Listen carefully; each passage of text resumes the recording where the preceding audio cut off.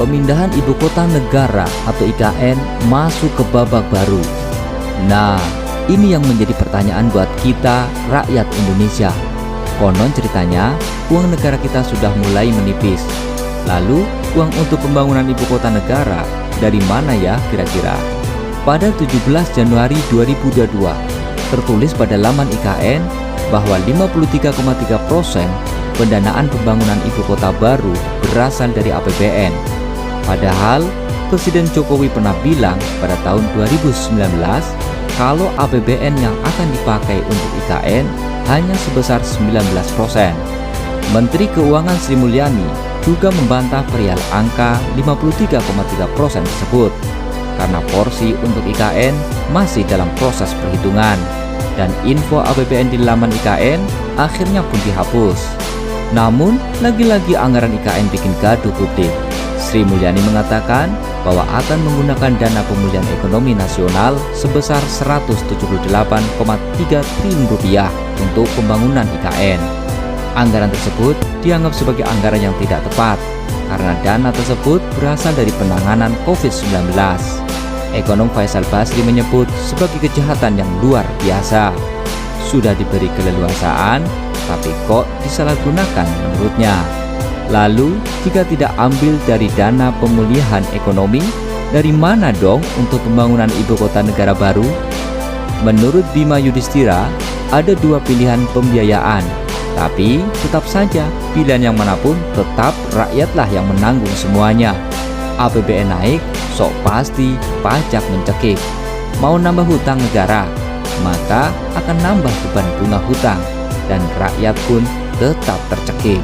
Implikasi terhadap beban utang pemerintah. Nah, ini kan pilihannya hanya ada dua. Yang pertama, kalau belanja negara dipakai untuk ibu kota negara, pilihan pertamanya adalah masyarakat harus menanggung pajak yang jauh lebih tinggi, dan tentunya ini juga bisa beresiko menurunkan kembali konsumsi dan daya beli masyarakat. Atau yang kedua, opsinya adalah menambah pembiayaan utang. Nah, pembiayaan utang yang ada sekarang selama pandemi itu kenaikannya sangat ekstrim, sangat signifikan. Ditambah lagi ada beban pembangunan ibu kota negara yang dananya tidak kecil. Ini akan melemahkan kemampuan membayar utang pemerintah. Jadi tidak nyambung dengan upaya penguatan kemampuan bayar atau efisiensi belanja seperti yang dinyatakan oleh Presiden ataupun Menteri Keuangan. Tapi ini justru sebaliknya adalah bentuk pemborosan yang paling nyata. Menurut Menteri PUPR Basuki Hadimulyono, pada 22 Januari yang lalu mengatakan bahwa sampai saat ini belum ada anggaran untuk IKN. Tapi menurutnya, tahap awal pembangunan untuk IKN seluruhnya akan menggunakan biaya APBN. Pemerintah juga memperkirakan kalau total biaya pembangunan proyek IKN memerlukan 466 triliun rupiah dengan berbagai cara skema pendanaan.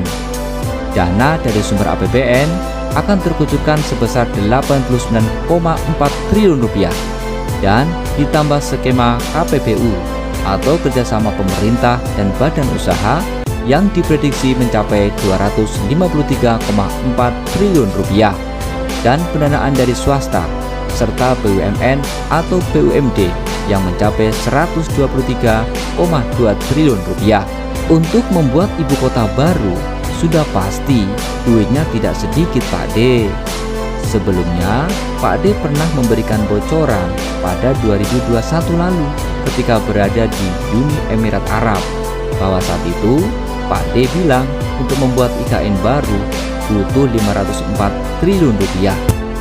Nah, kita tunggu saja perkembangannya. Aduh, kira-kira kamu setuju tidak membangun ibu kota baru pakai duit kita? Maksudnya pakai dana APBN dan dana pemulihan ekonomi nasional. Kita tunggu saja deh kabar selanjutnya dari Pak D. Dari Poros Literasi, berbagi ilmu, berbagi informasi.